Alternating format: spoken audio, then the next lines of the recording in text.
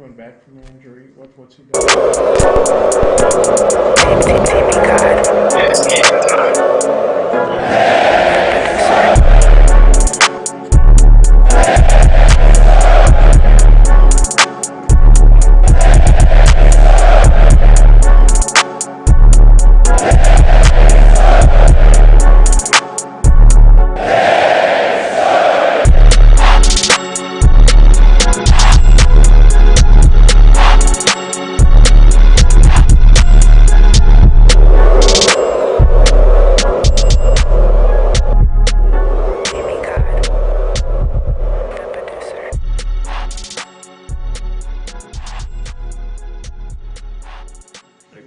Next Monday, we plan on having runs. Okay. Sounds like a plan. All right, I'll just start by taking questions today, if that's okay with everybody.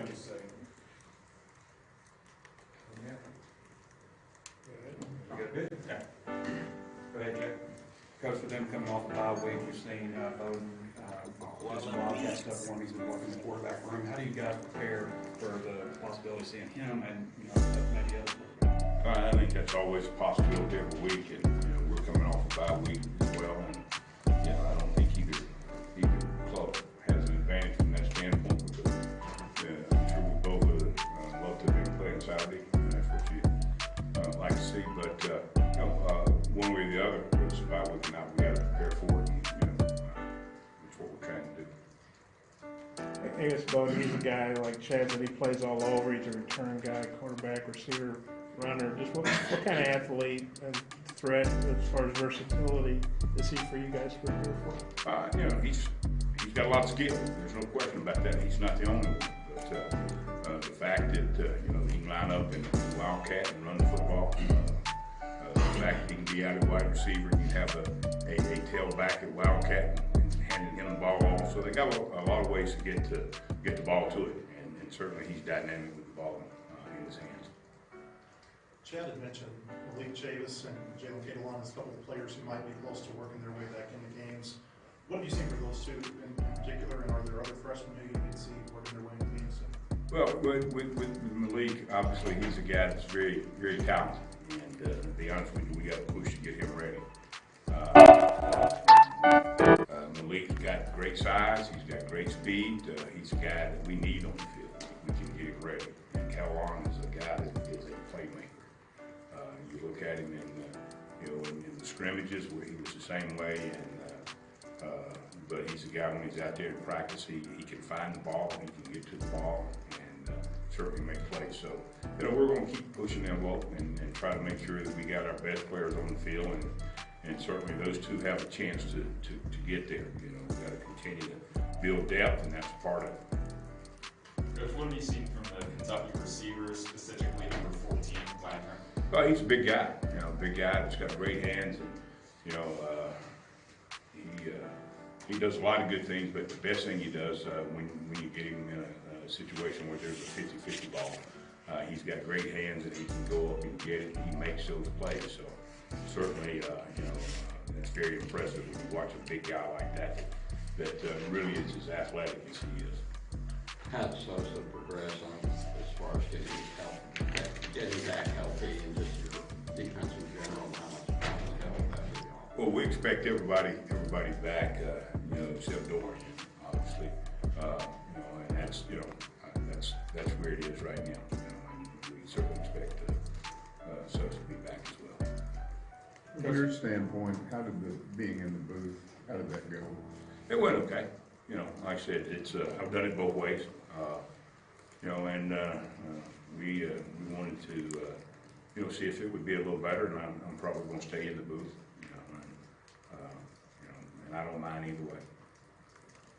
I guess it's going to be the first time Arkansas has played Kentucky since '08, but you obviously went there a lot with Tennessee. I honestly don't know if you ever went there with LSU or A&M, but what's the atmosphere like at Kentucky? What was tell your players about it? It's been excellent, particularly in the last 4 or 5 years since they really got that program back where they wanted. Obviously last year they had an outstanding year, and when you go up there, anytime I've been there, it's been a great venue. They've done a lot to improve their facilities. They got great facilities. They're an SEC school, and they fit there, you know. So it'll be that way. It'll be that way. And I've never been up there when their fans didn't support their program. Even sometimes when they were not as good as they are. Welcome in, welcome in, welcome in. It's our Tuesday edition of On the Hill with Pat Jenkins Sports Talk Radio. This is coming to you live here on KDSJ 479 each and every day, Tuesday through Friday. Here momentarily as the conclusion of football comes up, we'll be Monday through Friday. But for now, Tuesday through Friday from 1 to 2 p.m. And real quick, want to give a shout out before we get this thing rolling in our SEC previews as the caravan. We make our way around throughout the SEC to get all our listeners and viewers, as we have a lot of not just the natural state, but we're all over the place because it just means more, and you know how that is. But I want to give a shout out to Lindsay and Associates with an office location in Fayetteville, an office location also too in Rogers. Locomotion, it's located just below the Northwest Arkansas Mall in Fayetteville. Corey Beck's Custom Painting. Want it to look good? I mean, contact Corey Beck. You won't be disappointed. I know we're not. And last, it's located at 989 Razorback Road. Go down and see Keith and Kathy and get you some of that good love, as they say. It's not your mama's, but I'm telling you, we got a real big show, and I want to bring in my co-host, producer, the best in the business, Demetrius Johnson, real quick before we get this line up, because I got to go gas up the bus, but we got a lot of audio to play. But what's up, my man?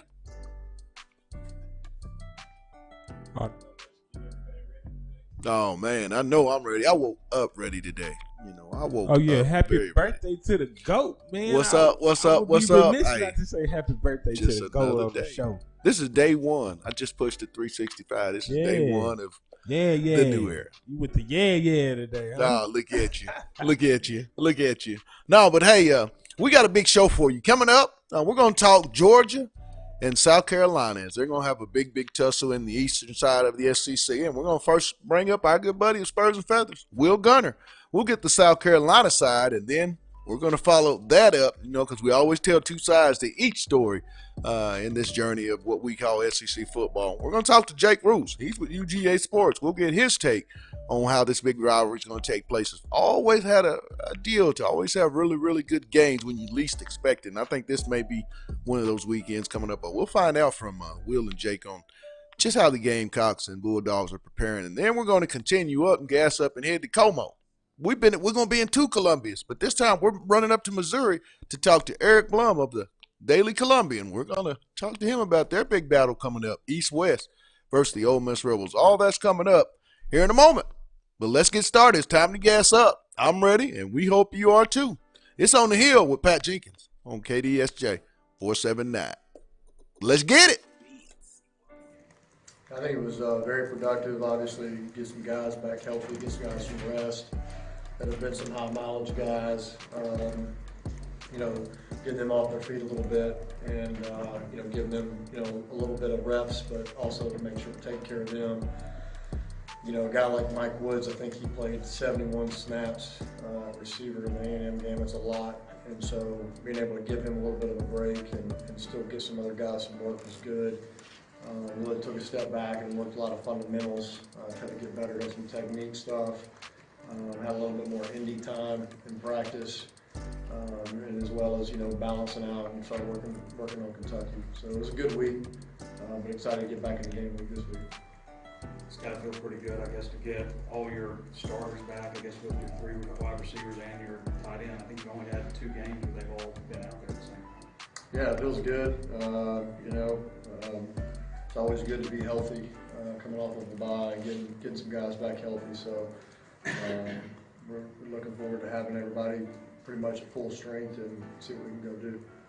You know, Tyson Marsh is a guy that's gotten extra reps with the injuries you've had. Now that you're getting healthier, what role do you see him playing? Just what you thought about his play up to this point? What's he doing to put up some pretty good numbers? Yeah, first of all, we were holding out hope that Trey would play in the A&M game and couldn't go. So, first of all, Tyson, I can't say enough good things about what he did and was able to play a position that really he hasn't practiced a whole lot. That just shows you that he is preparing himself, that he's working extremely hard at preparing mentally at every position. And I think that You know, when you're a guy like Tyson, a guy that's very versatile, can play multiple positions, you got to be able to know what you're doing to get in the game. And if somebody does go down, you can fill in that spot. So I think, you know, Tyson, we're going to, again, we had guys play 71 plays at receiver. That's way too many. And so, you know, I think. Welcome back. It's our Tuesday edition of OTH here on KDSJ 479. And we always do an SEC update. We call it our SEC Caravan here on OTH. And we thought we'd gas up and head to the first Columbia that we're going to be in. This time it's in South Carolina, where we're going to catch up with a good buddy of mine and the one that knows all about Gamecock football, Will Gunner of Spurs and Feathers. Will, welcome to OTH, my man. Enjoying, I don't know how it is in Arkansas. In South Carolina, we look record temperatures for the first few days of October, so it is cooled down. We're enjoying that more. It feels actually like fall football. I know it's a big time deal, and yes, it is fall football. This is really actually, when you look at it and you break down all the SEC, this is really actually the first weekend where basically everything fires off as far as teams in the SEC, East, West, West versus West, East versus East. It all gets started now, so each game means a little bit more, as they like to say. But you guys got a big one coming up as you'll be taking on the Georgia Bulldogs, ranked third in the country. What's been the temperature in Columbia as far as Coach Muschamp and staff getting prepared for this big ball game, East versus East? It's interesting. I don't know how to, to be honest with you, I don't know how to answer that question because it's been very interesting because of the start of the year. And so many things have happened to South Carolina, losing a game in the opener that they didn't expect, we didn't expect to lose to, they didn't expect to lose to in North Carolina. Obviously, the injury to Jake Bentley and promoting Ryan Helinski, playing a somewhat competitive game against Alabama, but following that up with an absolute dud of a performance against Missouri. Then on Saturday night, two Saturdays ago, South Carolina bye last week, but 2 Saturdays ago against Kentucky, actually playing what everybody expected to be Will Muschamp brand football, run the football, play defense. So, you know, a lot of people look at this game this weekend. South Carolina's a 25.5-point underdog, and you know what Georgia is. And there's, to be honest with you, we talked about it on my radio show this morning. There's not a lot of excitement about this particular game coming up for the Gamecocks. Why do you think that is, that, with so much expectation going into the season? I mean, you do have a seasoned, very experienced Jake Bentley coming in at quarterback. What factors do you think went into this to kind of lessen the degree of this football game? Well, I mean, Georgia's one of the top 6 teams in the country. I think there's 6 teams in the country, and then there's a whole bunch of parity after that, save a few teams that are really struggling. But, I think on top of that, people are not seeing the improvement, at least going into the year, at least coming into 2019. South Carolina fans can say, well, we're beating the teams that we're supposed to beat, but we're not picking up those signature victories. We're not beating, a ranked Florida team. I think Will Muschamp's record against ranked teams was 1-11 or 1-12, something like that. So South Carolina was at least winning the games that they were supposed to, but they weren't taking the steps against the teams that they needed to maybe move the program forward. Well, now you start off this year with a loss to a North Carolina team that has got a first-year head coach, had a true freshman quarterback. You follow that up with really a dud of performance against Missouri. It's just a lot of people wonder what the direction of this football program is. Recruiting is going well.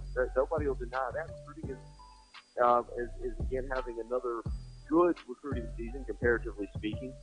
But the on-the-field product is very, very, very inconsistent right now. When you see a team like Georgia, who is a national title contender, and you see a point spread like 25.5, it sucks the wind out of your fan base. When you look at this, and I want to talk about a guy that I've really been still looking for to make his presence in the SEC for South Carolina, that being Brian Edwards, the senior wide receiver. I mean, this is a guy, Will, came off a 55 catch season, I believe, over 800 yards receiving, team's leading receiver in 2018. You've just not heard a lot about the big senior wide receiver. I mean, what can they do on this Saturday versus Georgia, maybe to get Edwards involved more going forward? Well, I mean, I don't know what the expectation was against Alabama.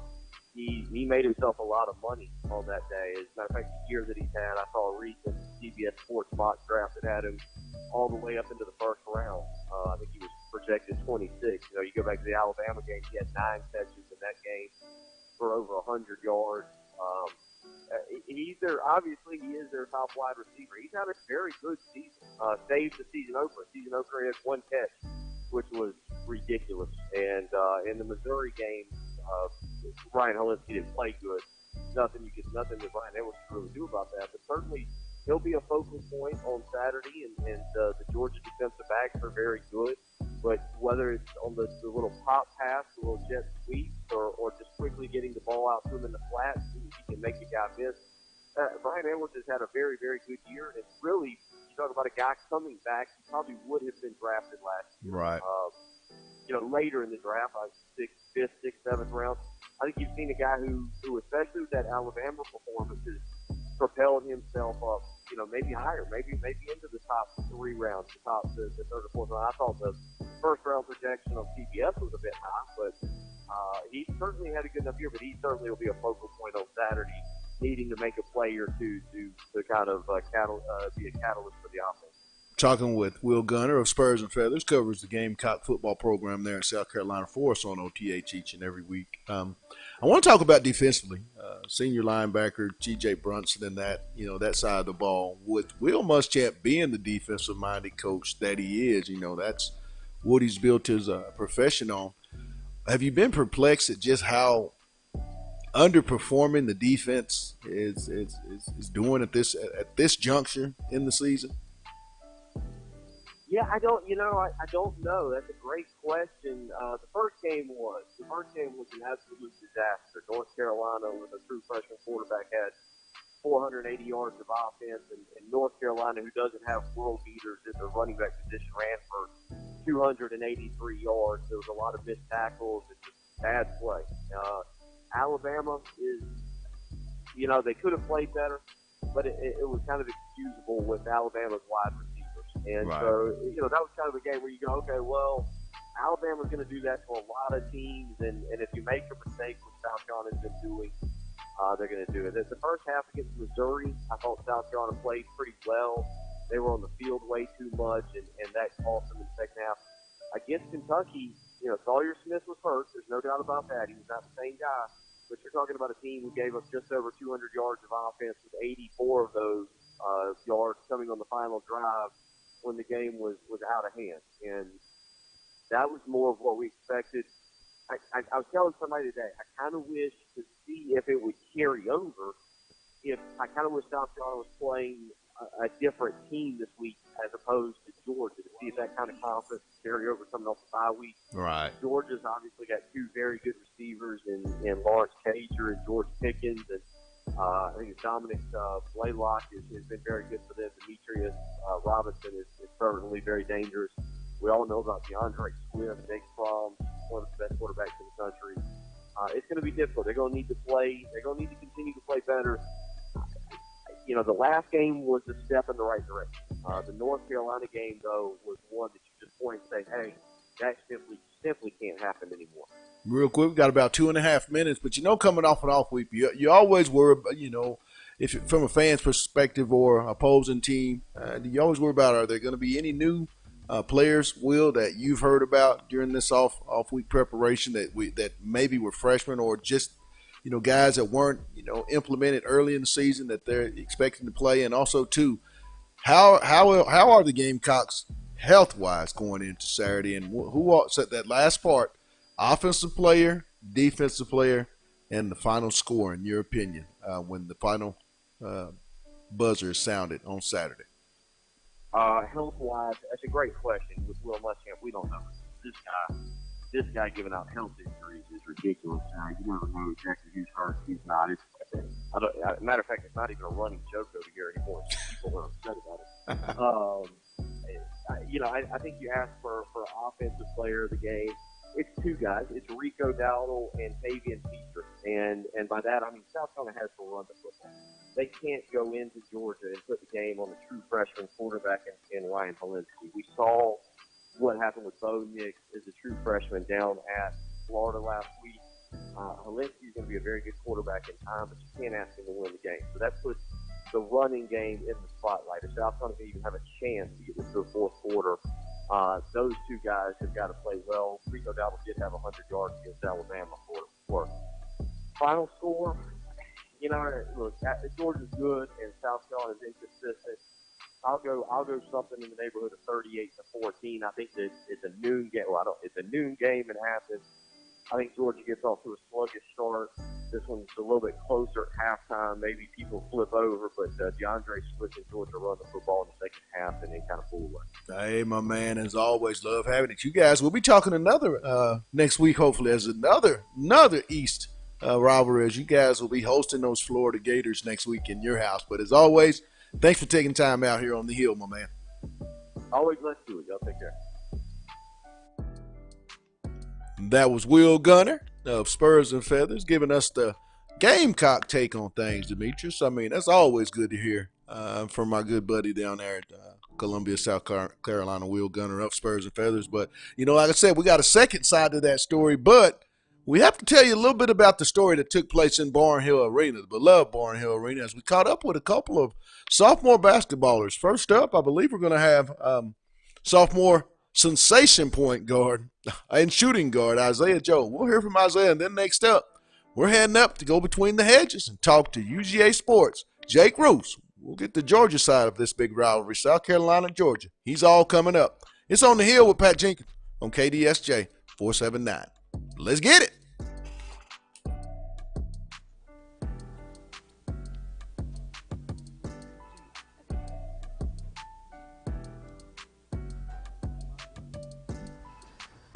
Everybody good? Cameras good? Roll? All right. Fire away. We'll get Jimmy. Just what was your thought on the game overall? Because it seemed like your team played a lot better in the first half, and their team played better in the second half. What do you think happened with that, and just your overall thoughts?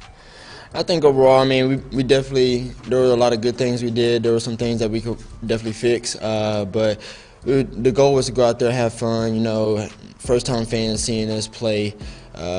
I think we came out with a lot more energy the first half, and the second half it was vice versa. They came out with the energy, you know, and the intensity. But overall, I think it was a good debut. What was your thoughts playing Barnhill Arena in that environment? Oh, I mean, I never played in there before, so it was like a new playing field. It was like a neutral site kind of. But I thought it was pretty cool, you know, to do the throwback game, have the fans be able to come in there too, because fans haven't been able to sit in there for a while. I think just being in there, you know, everybody realized like how things have came so far, how things have progressed, and I thought it was just a great idea to play in Barnhill.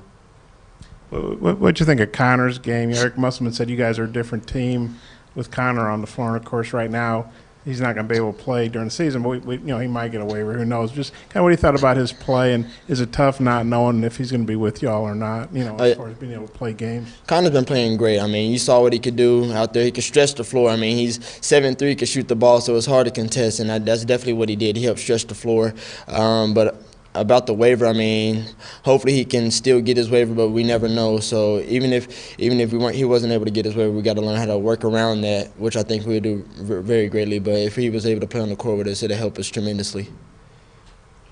Isaiah, last year you had 31 points in this game. Today you really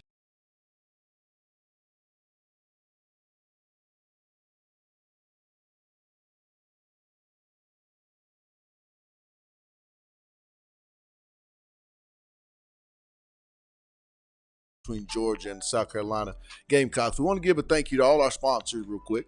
Lindsay and Associates, Locomotion, Corey Beck's Custom Painting, and KDK's Chicken. Now on to what just means more in the SEC. As we talked a little bit about, you know, this weekend seems to be the weekend where the SEC really starts to kick in high gear. And so we catch up and get between the hedges and catch up with my good buddy to talk a little Georgia Bulldog, Jake Roos of UGA Sports. What's up, Jake? What's going on, Pat? I appreciate you having me, man. Hey, man, always love having you on. Let's get off into it. Third-ranked Georgia Bulldogs coming in back into between the hedges to host South Carolina. You guys had a early half emotional battle with Tennessee, a team that's created quite the rival. We're able to win that going away. Talk about the temper. What's the temperature in Athens heading into Saturday's ball game? I think a lot of people were a bit concerned by that slow start that Georgia had, and I don't think it's become any secret that Georgia's had a couple of those slow starts this season, but they've rebounded in tremendous fashion, only allowed one touchdown in the second half, still the only team in America without a rushing touchdown allowed.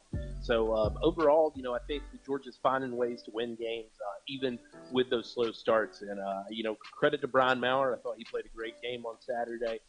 But Georgia's going to have another test with a young quarterback on Saturday. Ryan Holinsky's a heck of a player, and I know Kirby and the guys are already scheming hard against him. Talk about Jake Fromm heading into this ball game. I mean, the guy's had an unbelievable senior season. I mean, here's a guy that goes to the SEC Media Day, has just a throng of media gathering around everywhere he goes, but he goes out on the football field and to this point has done nothing to disappoint, the team nor the Georgia fan base. Talk about, his progression and what's the expectation going in with this guy on Saturday? I think anytime the Georgia fans are able to march Jake Fromm out on the field, they feel confident about their chances of coming away with the win.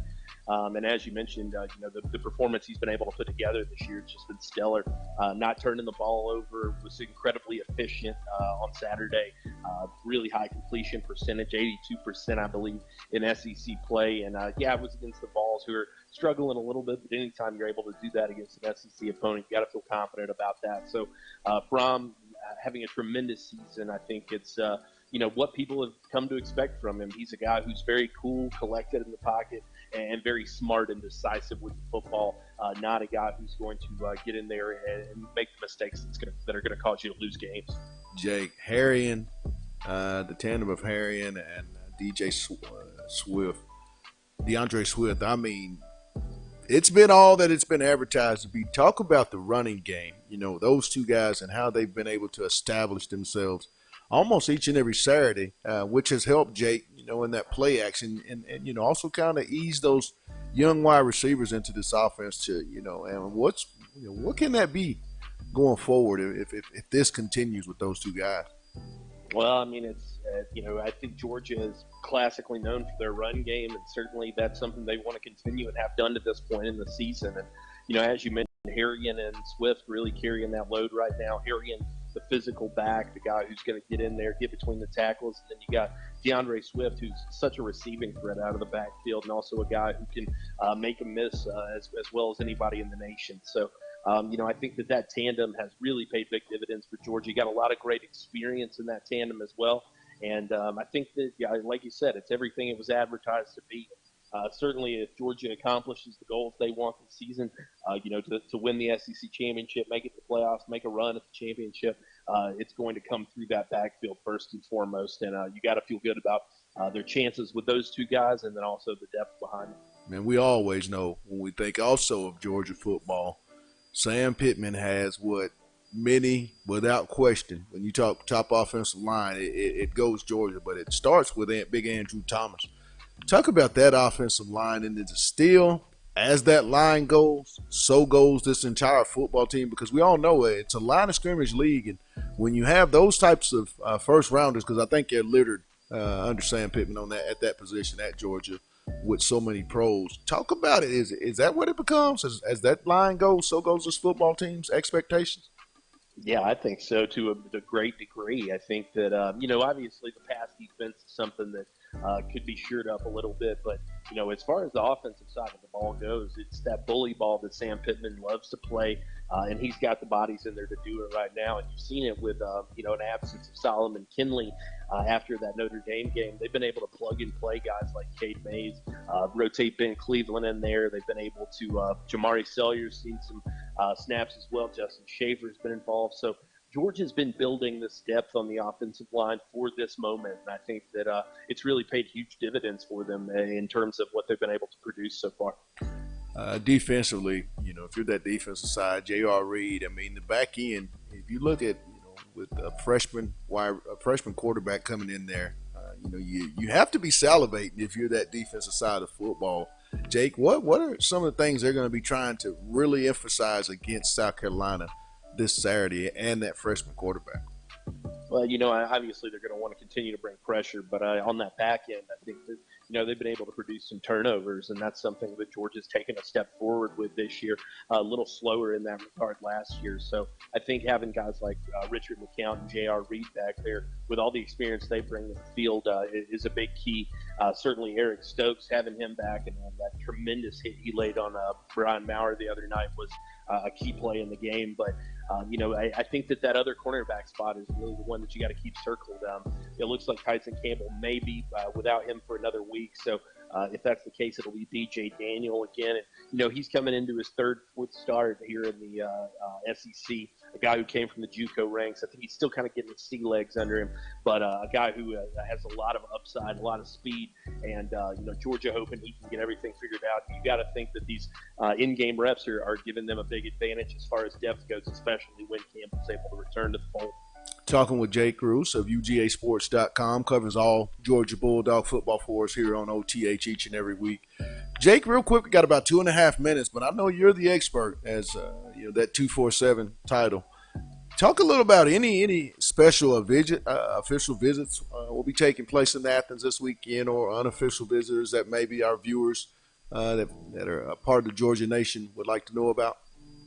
Well, it's going to be a little bit tougher, certainly, than last time they had a home game against Notre Dame because, that late kickoff, and that really allowed so many guys to be able to make the trip. But they are looking at some big 2021 guys coming in this week. I think one of the guys that I'll be watching most is Lavassie Carroll, 2021 running back down there at IMG Academy, but formerly of Warrenton, Georgia. And he's a guy who I think the Bulldogs are targeting for the running back spot in the 2021 class.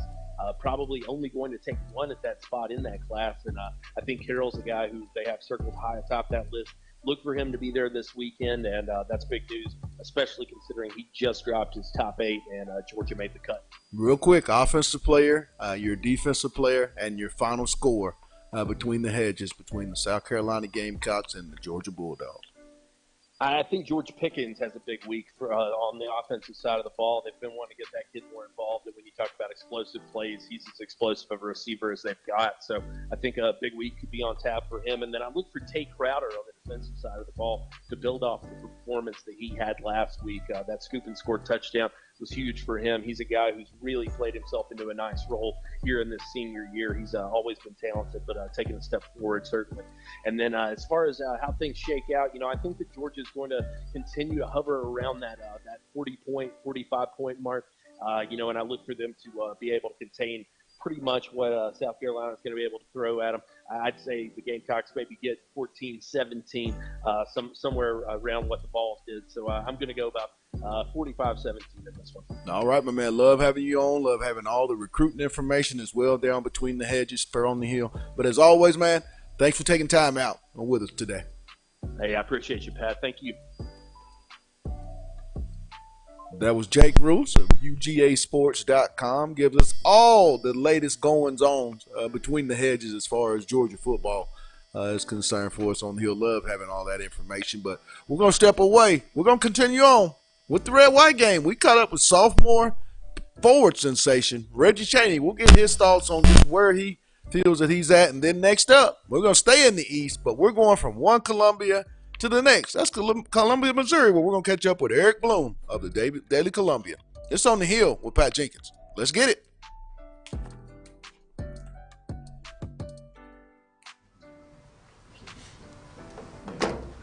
No, but the main game the players versus the ones who started. Questions for Reggie? Guys, Reggie, you finished with 19 today. Looked pretty active. Just overall thoughts on how you played today? I think today I was just trying to put in everything I've been working on, through practice and just being in the gym, working on my finishing, my footwork, working on just my shooting as well. I just try to put all that into aspects when we played. Eric Musselman was saying they ran more set plays for you later in the game, and you took pretty good advantage of that. I guess what was working for you to make that happen? The beginning of the game, I just was trying to find, what I was good at, just rebound and, find Mason in for open shots. But as I just started feeling more comfortable on the floor, I started finding ways I could score, like in that mid-post area or that low-post area. And Coach Crush called up a play for me, and I came through with it. And he liked that, so it just kept coming to me. Reggie, it looks like your shots improved from the free throw line. You think, I assume you put a lot of work into that in the offseason. You think you'll be up over 60% this year? Yes, sir. Yeah, most definitely. Yeah, I've been in the gym working on that every day, every single day, after every practice, before and after. What are some of the things that you've changed with the shot? Just like stop shooting, get the ball up more, jumping on my shot. I should not jump as much on my jump shot, but now I really do. Like when I used to work on my shot last year, I didn't really do game-ready shots. This year, Coach Musselman emphasizes game-ready shots, being low, so that's helped me a lot. Yeah, I think in the first half, their team outscored your team by like 20-something. And then the second half, you guys outscored them by 15, I think it was. What was the difference? And Eric said he said he could have rebounded as good as your team did in the first half. And I think he's 5'7". So, did he kind of light into you guys a little bit? Or what got you guys going in the second half? Yeah, the team, they out-rebounded us. I think they had 21 rebounds to our 9. We're going to continue on. Like I said, we'd like to get everybody involved. There's Missouri fans. There's Alabama fans, there's Arkansas fans. Just because we're on the hill doesn't mean we can't get around and continue on with our SEC weekly caravan to get you guys ready for all kickoffs that'll be taking place throughout the Southeastern Conference. So we thought we'd go from Columbia, South Carolina, get this, up to Columbia, Missouri, where we're going to catch up with our Mizzou beat writer, Eric Blum. EB, welcome back to OTH, my man. Hey, appreciate you having me on.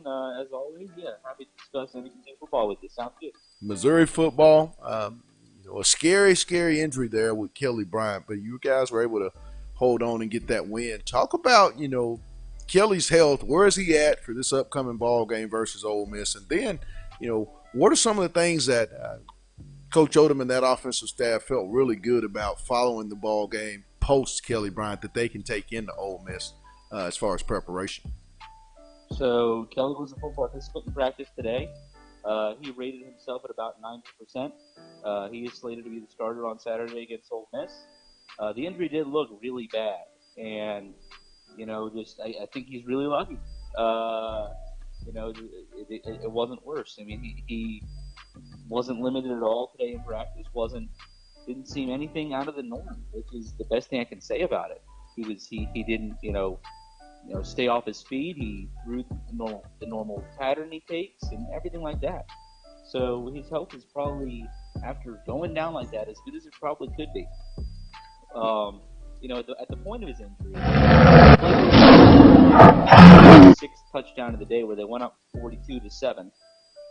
So Missouri didn't run much of anything in the second half or late in the second quarter. It just happened that it was a touchdown pass, and then they threw, and then he went down with the injury. So Missouri didn't need to do much after he was done. We got to see a little bit of Taylor Powell. He looked pretty good. I mean, it was kind of a very just very vanilla kind of play call. Just going through the motions in the second half. Didn't get to see how he handles really adverse pressure, but he looked fine for what he was given. So I think it's a good sign that you're back up one play away at all times. Looks pretty good to come in. But Kelly looks to be good as well. The biggest injury concern kind of in Columbia right now isn't at the quarterback spot, it's the linebacker spot. Right. We got word that Kel Garrett is now probably out indefinitely, most likely out for the year. He had pectoral surgery today. He was probably the Tigers' best bet to be an All-American with the pace he had been setting. So that's a huge loss for them. Which leads me to the next question, Eric, is who do you go to? Who's next up at that position with Garrett going down? I know, like you said, here's a guy that's at SEC Media Day this past season, so high expectations just coming out of that. He's played, he was having quite the year. Who can you put in for a guy that's a senior that's played so many reps of SEC football that maybe the Missouri fans that are listening and watching today's show might want to keep an eye on going forward? Well, it's not an easy task to replace maybe the best linebacker in the country statistically right now. 3 defensive touchdowns, 43 tackles. He was everywhere these last 5 weeks. But on the depth chart today we got, it's Cameron Wilkins, sophomore out of Del Valley, Texas, who's going to be starting to Cale Garrett's spot. We talked to him for a while today. He's confident. He kind of told us the story of how I think Cale knew something was wrong. So he kind of at halftime, Cale went up to him, was like, "It's your time," or something along those lines, like "Go out there and have fun." So I think he's a guy who hasn't started for Missouri yet. He's a guy who has had limited appearances here and there, but he seems incredibly confident that he can go and do the job.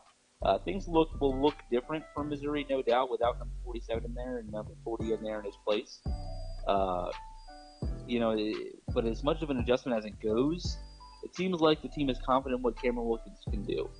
They thought they would have a whole other year to develop him, get him bigger while Cale Garrett plays, but that's not the situation that they're in now, and Missouri probably is down its best player, and now how much, synergy or chemistry they have going forward is not a lot of it's going to depend on just Cameron Wilkins, but the defense as a whole. There's still other 10 guys who started last week, and a lot of them are playmakers. It's just when you take out the leader, in a sense, how different do they look? Does somebody else take that spot? It'll be interesting to see. And talking with Eric Blum, covers all football, Mizzou football for us here on OTH each and every week, which is my next question. I mean, when you look at this, going forward, 3 of the next 4 games, Eric, are on the road. I mean, this is basically the beginning of the SEC gauntlet there for you guys at Missouri, as you'll be going. You'll take on Vanderbilt. Then you'll take on Kentucky. You get an off week, and then down between the hedges, do you get the general feeling that this is becoming a must-win for Missouri on Saturday, that they take care of business at home versus this Ole Miss football team simply because of so many question marks, in particular on that defensive side of the ball? I do think so. I think it was a must-win before Kentucky, being that Missouri has played 1 conference game so far, and we're in week 7 of the SEC season, the college football season. And yeah, there's a lot going on, but only say you've had 1 true conference test so far, albeit a test Missouri completely passed against South Carolina. They're kind of behind the 8 ball. They're I think maybe there's 1 other, and that might be questioning it. SEC teams have just played 1 conference game to this point, and that's just how the schedule lined up, where 7 of the last 8 weeks of regular season are the last teams from Missouri, and that usually people space it out a little bit more. So yes, it is must win. It's homecoming against an opponent they're favored by more than a touchdown and a field goal against. It's an opponent that, when you look at their strengths, it's the run game. Missouri's run defense has been immaculate over the last 4 weeks, allowing just 37 yards a game. Good point. And now Missouri is going to be tested, and it is a must-win, but it was a must-win beyond the Cale Garrett injury. This is a game where Missouri, and you mentioned 3 of the next 4 games on the road. After this week, Missouri doesn't play a home game until November 16th against Florida. So Missouri does not have a team where they are going to have kind of an easy experience at home or expected to be a favorite at home until the second last game of the year after this week. So this is critical. They finish their homestand 5-0 before they go on the road. It's a critical game for several reasons, but that is definitely one of them, yes. Real quick, we got about a minute and a half. I want to get your offensive player, your defensive player as well, and the final score in this weekend's ball game versus the Missouri Tigers and the Ole Miss Rebels. Well, defense, we spent a little time talking to him. We got to go Cameron Wilkins. He's going to be my story. Big story for this week. How does he step up? Kind of when the spotlight's on him now. Offensively, I look at a guy like Jonathan Johnson. I think I might have mentioned him last week, but a couple weeks ago, he's now going to be the punt returner for them after the injury to Rashad Floyd, and he's also one of their starters. So I'm going to look for increased production from Jonathan Johnson, and Missouri's favored by 11. I'll go they win against by 14 to cover the spread. I'll go 37-20 Missouri. All right, EB. Well, man, you enjoy the ball game, enjoy the homecoming festivities, and it just continue on as the gauntlet starts. And I'm pretty sure we'll be talking once again. But as always, thanks for taking time out today here on OTH. Of course, appreciate it. Thank you. All right. That was Eric Blum of the Daily Columbian, giving us all the Mizzou Tigers updates here on OTH, and that looks like that's going to wrap things up. And I want to get a real quick take from my producer, co-host. When you hear all the interviews and all the guests that we had on from Georgia, that being Jake Roos, Will Gunner of Spurs and Feathers, and Eric Blum of the Daily Columbian, all being SEC Western side coverage today, and three teams that are going to be in some very important battles. What's been your take of what's about to take place this weekend from those guys' points of view? Well, I'll give you an overall kind of like league perspective. I think everybody's one player away from being a sub 500 team. I think Arkansas still has the ability to be back in the race. I think if Arkansas can really come out this week and get this dub against Kentucky, and then come back and play Auburn, well, I think the latter part of their schedule kind of matches up. When you look at Mississippi State, they have coming for homecoming, and they have Missouri last game of the season. So I think, when you look at Arkansas's opportunity, if they can put some games together and they can get some things ironed out and get some consistency going, I think they still have a chance to go bowling. I definitely do. I think the eastern side of the division in the SEC is starting to get more and more competitive. I think that Georgia-South Carolina game is going to be a lot more closer than some may anticipate. It just has a feel to be one of those trap games. I think Georgia, coming out of the things and having to get up for so many emotional games. I mean, you had to get up for Tennessee. You had your open week, but then you had to get up for Notre Dame. Then you had to get up at the beginning of the season for an SEC opener at Vanderbilt. And I just think all these emotional times that they're having to, prep each and every week to prepare for what yet's coming up, that big cocktail rivalry game. I think, this South Carolina team, don't think they'll win the game. I won't give a prediction, but I just think it's going to be a lot closer. And then on the same side, I think South Carolina, they're going to be playing Demetrius. They don't have nothing to lose, so why not go into Athens and just let her rip? You're playing with a young team. Now, like I said, the quarterback, I think Helinski's going to do some things maybe that we didn't expect. I agree with Will. I think it'll go until halftime. Georgia pulls away. And then Missouri's just that team. They could go either way at any moment. If they get into this SEC gauntlet that they're about to take and they get about 2 or 3 losses and a couple more injuries, I mean, the wheels could come off in Columbia, Missouri at any given moment. You just never know. So I think that's what makes the East so curious, and why I think it's going to be really a deadlock as to who finishes second. Not who finishes first, but who finishes second. Because like I said, Florida's just a loss or 2 away from being a done deal, if you really think about it. Yeah, I really just see a lot of the competition coming out of the West. It really is kind of that top echelon, but I think with Auburn losing this week or last week, they kind of stifled that position that they were in, because I felt like Auburn was one of those teams that could have possibly upset, LSU or Alabama, and they still do have that poise to do so, but losing to that East game, I think really just hurt their overall perspective as, that dominant team with the top half of the SEC, being Alabama, Georgia, LSU. I think Auburn was kind of creeping in there to that top, 3 to 4 in the SEC when you're talking powerhouses. Man, I'm just excited about how we're going to be going this week. We got to get gas, man, and I'm glad they gave us a business credit card, D, because all the places we got to get to with so many big games, man, there's no way we can financially afford this ourselves to get to where we got to get to. We're going to get there this week, and I'm telling you, we got 3 more stops we're going to make tomorrow, and I think you might want to make these stops with us, as it's football, and more football in the SEC. And also, too, we'll be making our way tomorrow. It's SEC Women's Media Day here at the University of Arkansas. We'll meet up with Mike Neighbors and a host, Dungy, names that'll come to bell, that'll ring a bell. Jalen Mason, Alexis Tollfree. We'll even catch up with a couple of those big-time freshmen you might want to hear about. But that's going to be a real interesting team. We'll get all the latest in. We're going to put together a little media day show for you guys that'll strictly be intel with that. You want to check that out. You can catch that now. You'll be able to catch that on our Facebook Live page. It will be Facebook Live. And I'm pretty sure my producer does the best job. You'll like the production that he puts out. But until tomorrow, I want to give a shout out to our sponsors. I also want to give a shout out to our guests. Man, we got a lot of stuff to cover before we get out of here, but we got to cover it. Will Gunner of Spurs and Feathers. He came on and talked USC with us, as well as Jake Bruce.